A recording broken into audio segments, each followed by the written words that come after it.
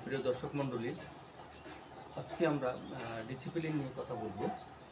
যে ডিসিপ্লিন যদি না থাকে আমাদের মাঝে কী সমস্যা হয়, আর ডিসিপ্লিন হলে আমাদের জীবন কীভাবে উন্নত করা যায় সেটা নিয়ে আমরা কথা বলবো। আজকে আমরা জানি যে discipline is life and discipline is the bridge between the goals and accomplishment or performance.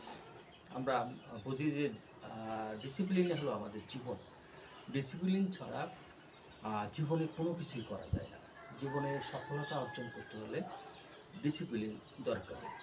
আমরা জানি যে জীবনে সফলতা অর্জনের জন্য 93% ডিসিপ্লিন লাগবে এবং বাকি 7% ট্যালেন্টস হলেই চলবে। অনেকে বলে যে ওর ট্যালেন্টস নেই, কিন্তু ওর যদি ডিসিপ্লিন থাকে তাহলে কিন্তু সফলতার দ্বার প্রান্তে খুব তাড়াতাড়ি সে পৌঁছে যেতে পারবে।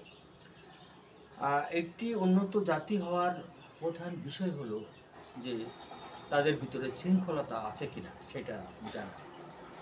তাদের অর্থ, প্রতিপত্তি, ক্ষমতা, সামাজিক মর্যাদা, সামাজিক অবস্থান, এগুলোর উপরে কিন্তু জীবনের সফলতা আসে না। জীবনের সফলতা আসে হলো যে জিনিসটির উপর, সেটা হলো ডিসিপ্লিন। ডিসিপ্লিন ছাড়া কোনো কিছুই করা যায় না। যে জাতির ভিতরে ডিসিপ্লিন নেই সে জাতি সম্মানের উচ্চ শিখরে উত্তীর্ণ হতে পারে না, যেতে পারে না। এবং এটা করার জন্য আমাদের কি করতে হবে, যে জিনিসটা হলো অন্যায় তাকে অন্যায় বলে মেনে নিতে হবে। তাহলে সুপ্রিয় শিক্ষার্থীরা এবং আমার দর্শক বিন্দু, আমি যেটা বলতে চাচ্ছি যে অন্যায়কে অন্যায় বলে মেনে নিতে হবে। আমি এই কাজটা পারি নাই, সুতরাং এই কাজটা অন্যায় হয়েছে, সেই অন্যায়কে অন্যায় বলে যদি মেনে নিয়ে আপনি সামনের পথে, জীবনের সামনের পথে এগিয়ে চলেন, তাহলেই কিন্তু আপনি উন্নত জীবনযাপন করতে পারবেন, একটা সুখী সমৃদ্ধ একটা জাতি উপহার দিতে পারবেন।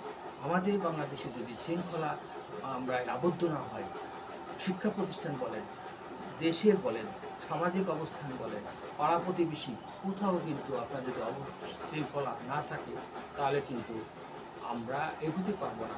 তাহলে শৃঙ্খলতাই কিন্তু আসল।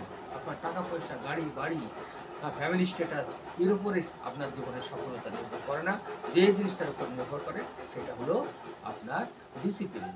সুতরাং আমরা সর্বস্তরের মানুষ যদি আমরা পরিবার থেকে ডিসিপ্লিন হয়, মা বলল সকালবেলা ওঠ, আমি উঠলাম না, আমি অন্যায় না উঠে আমি ঘুমাইলাম, তাহলে এটার কোনো ডিসিপ্লিন না। আমি শিক্ষক ক্লাসে পড়তে বলছে, শিক্ষক ক্লাসে পড়তে বললেও তাকে আমি অমান্য করছি, এটা ডিসিপ্লিন হতে পারে না। গেম টিচার বলতেছে খেলা করতে হবে, go to the play ground, আমি যাচ্ছি না, শিক্ষককে অমান্য করছি। আমি ক্লাসে বসে স্যারের কথা না শুনে জানলা দিয়ে অন্যদিকে তাকাচ্ছি, এটা কোনো ডিসিপ্লিন না। আমি স্কুলে যাওয়ার সময় একটা প্রাণীকে আঘাত করছি, এটা ডিসিপ্লিন না।